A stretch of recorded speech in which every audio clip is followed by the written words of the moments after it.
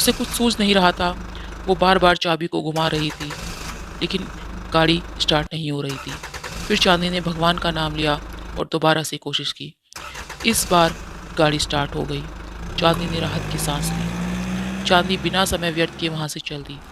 लेकिन 1 या 2 किलोमीटर का रास्ता ही चांदनी ने तय किया होगा कि वहां पर उसे एक बोर्ड दिखता है। उस बोर्ड पे लिखा था भैरव चौक। भैरव चौक का नाम पढ़ते ही चांदनी के रोंगटे खड़े हो गए। उसकी सांसें फिर से बढ़ने लगी। वही भैरव चौक जिसके बारे में चांदनी ने पढ़ा था।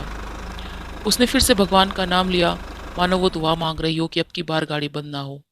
मगर ये क्या?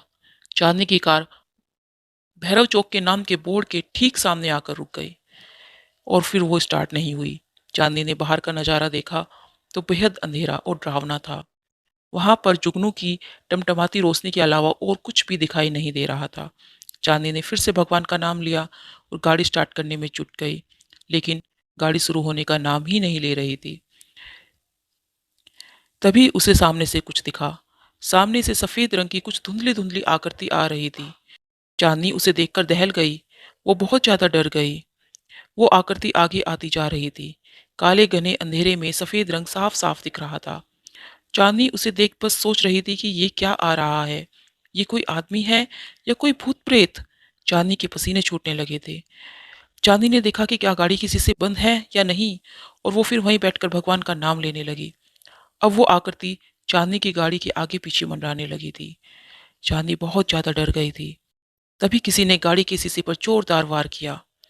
चांदनी ने उस तरफ देखा तो उसे मालूम पड़ा कि गाड़ी को शीशे को तोड़ने की कोशिश करी जा रही थी। चांदनी जोर जोर से चिल्लाने लगी, बचाओ बचाओ। चांदनी चिल्लाती रही और शीशे पर वार होता रहा और शीशा टूट गया। किसी ने गाड़ी का दरवाजा खोला और चांदनी का हाथ पकड़कर एक ही झटके में गाड़ी से बाहर फेंक दिया।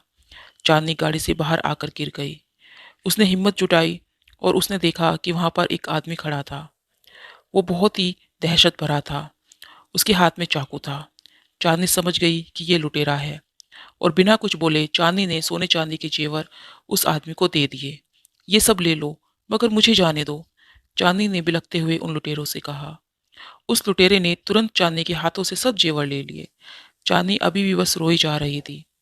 ये सब तो हम ले ही लेंगे, मगर इतनी लूट काफी नहीं है हमारे लिए। उस लुटेरे ने चांदनी के ऊपर हवस भरी नजर डालते हुए कहा। चांदनी उसके इरादे समझ चुकी थी। वह वहां से भागने की कोशिश करने लगी, लेकिन वहां से नहीं भाग पाई क्योंकि वहां पर 2 और आदमी आ गए थे। चांदनी पूरी ताकत से चिल्लाने लगी, बचाओ बचाओ, यहाँ तुम्हें बचाने वाला कोई नहीं आएगा। चिल्लाओ जितना चिल्लाना है, जोर जोर से चिल्लाओ, एक लुटेरे ने हंसते हुए कहा।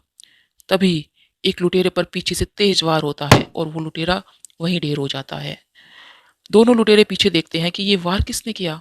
चांदनी भी उस तरफ देखती है जहां से वार हुआ था। वहां वही कॉलेज के 5 स्टूडेंट थे जिसे पूरा कॉलेज 5 पापी कह के बुलाता था।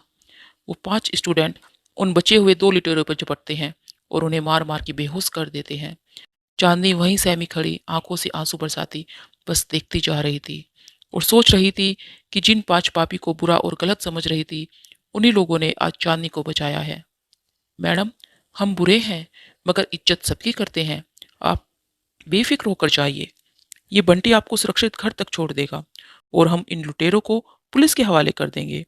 इन लोगों ने भूत प्रेत के नाम पर बहुत लूट मचा रखी है। अब पुलिस ही इन्हें मजा चखाएगी। एक स्टूडेंट ने कहा। मुझे माफ कर देना, मैंने तुम लोगों को गलत समझा, मगर तुम तो। लेकिन इनसे आगे चांदनी के मुंह से एक शब्द भी नहीं निकल पा रहा था क्योंकि चांदनी बस रोई जा रही थी। चांदनी वहां से सुरक्षित होकर घर चली गई।